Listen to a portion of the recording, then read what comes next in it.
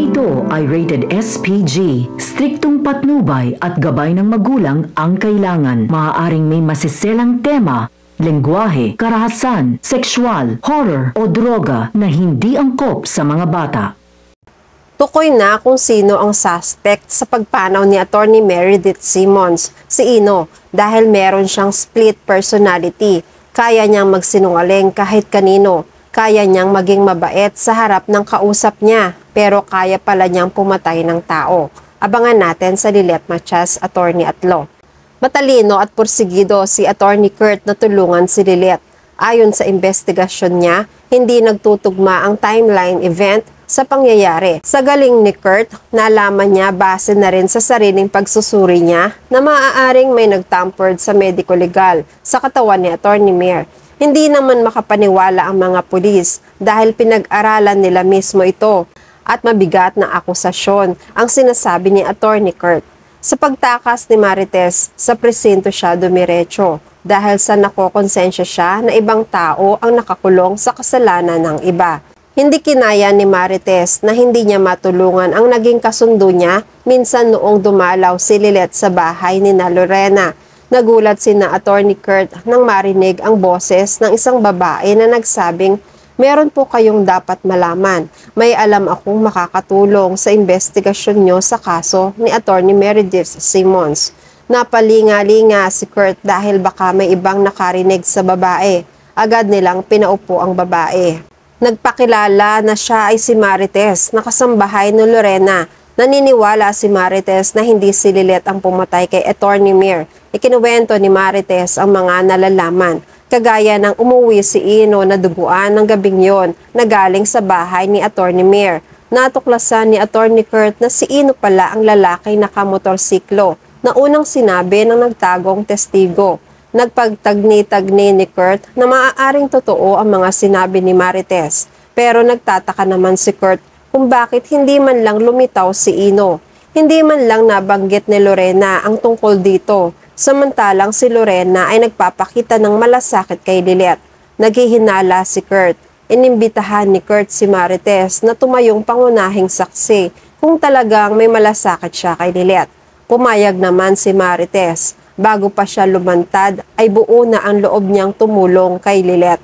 Samantala, hindi nakatiis si Eira. Dinalaw niya si Lilet sa kulungan, hindi para makisimpat siya, kundi para insultuhin. Sisiguraduhin ni Eira na hindi makakalabas si Lilet sa pag-aakalang si Lilet ang may kasalanan. Hindi pa man nakakaupo si Lilet ay sinalubong agad ni Eira si Lilet ng matatalim na salita. Sinisisi ni Eira si Lilet sa pagkamatay ni Mati. Dinedepensahan naman ni Lilet ang sarili sa pamamagitan ng pagsasabing wag naman maging immature si Eira. Sa palagay ba ni Eira kaya ni Lilet na pumatay ng tao? Lalo pa na nanay nila ang pinag-uusapan. Napakaliit lang niya para makapatay. Napaka-imposible ng mga binibintang ni Eira sa kanya.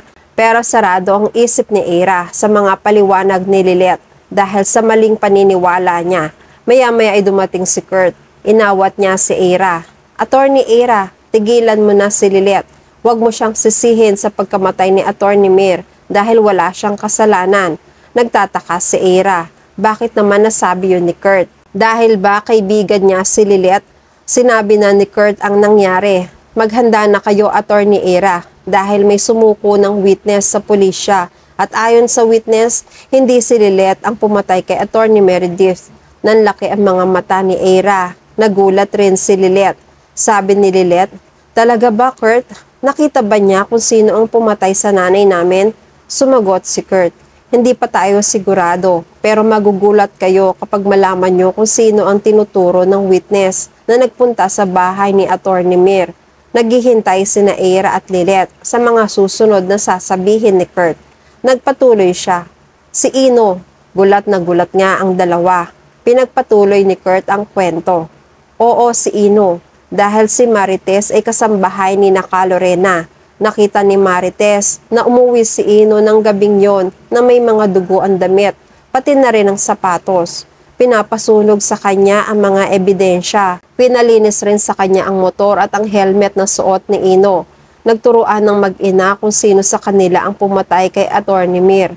Kahit naguguluhan si Marites, pinakita niya kay Lorena na sinunog niya ang mga ebidensya, pero ang totoo, tinago niya. Hindi makapaniwala sina Eira at Lilet dahil sa narinig na yon ni Eira, nagpasya siyang umalis na at didiretso siya sa bahay ni Ino para kunin ang paliwanag nito. Samantala, nag-usap naman sina Kurt at Lilet.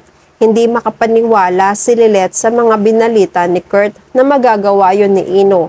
Pero sinigurado ni Kurt na hindi siya titigil hanggang mapawalang sala si Lilet. Nagpapasalamat naman si Lilet kay Kurt sa pagtsatsaga niya na hanapin ng katarungan para sa kaibigan. Nung dumating si Eira sa bahay ni Lorena, agad niyang hinanap si Ino. Pero ang mga magulang nito ang humarap sa kanya. Galit na galit si Eira. Tinanong niya ang mag-asawa kung si Ino ba ang pumatay kay Mati. Tumanggi ang dalawa. Sinabi nila hindi yun magagawa ni Ino. Nagdahilan sila na umalis lang sandali si Ino kaya wala pa siya rito sa bahay nila. Pero matapang na nagbanta si Eira. Wala lang siya ngayon o baka matagal nyo nang tinatago. Alalahanin nyo kung ano ang magiging kaso nyo sa oras na mapatunayan na tinatago nyo si Ino. Hindi na makakibo ang mag-asawa. Umalis na rin agad si Eira. Sa opisina naman ang sumunod na pinuntahan niya. Nagtalo naman sila ni Attorney Renan. Binalita ni Eira na may testigo na si Lilet. Ano ba ang plano ni Attorney Renan? Wala ka bang gagawin o hahayaan mo na lang na manalo si Lilet? Sa pagkakataong ito, parang pinanghihinaan na ng loob si Attorney Renan. Sa palagay niya, wala nang patutunguhan ang kaso dahil alam ni Renan sa totoo lang na hindi si Lilet ang may sala. Alam ni Renan na isang malakas na tao ang pumatay sa nanay nila kahit ang ebidensya ni Eira ay mahina kumpara sa ilalabas na ebidensya ni Lilet. Alam na ni Renan na mananalo talaga si Lilet. Napasigaw na lang sa inis si Eira sa mga sinabi ni Renan. Samantala nagpunta na ang mga pulis sa bahay ni Ino. May dala silang imbitasyon para maimbestigahan si Ino at makapagpaliwanag sa presinto. Pero sina Lorena at CRD ang dinatnan rin nila. Ayaw pumayag ni Lorena na ma-interview nila si Ino. Sa isip ni Lorena, takot siya na baka maging suspect ang anak niya. Ayaw ni Lorena na makaharap ng mga pulis si Ino. Bilang depensa ng mga pulis, sinabi nila ang batas. Bilang abogado, alam ni Lorena ang batas tungkol sa pagpigil at pagtatago sa mga taong susi para maresolba ang kaso. Baka lalo lang ikasira at ikapahamak ito ng anak nila. Hindi makaimik si CRD dahil alam niya rin ito. Nagkatinginan ang mag-asawa dahil sa pag-aalala. Nagdahilan si CRD. Sabi niya, once bumalik si Ino, siya na mismo ang magdadala sa presinto. Sinabi pa ni CRD, hindi nila kinukonsinti si Ino. Sadyang may inasikaso lang ang anak, kaya natagalan sa pagbalik. Napapangiti lang ang mga pulis. Halatang hindi naman sila naniniwala.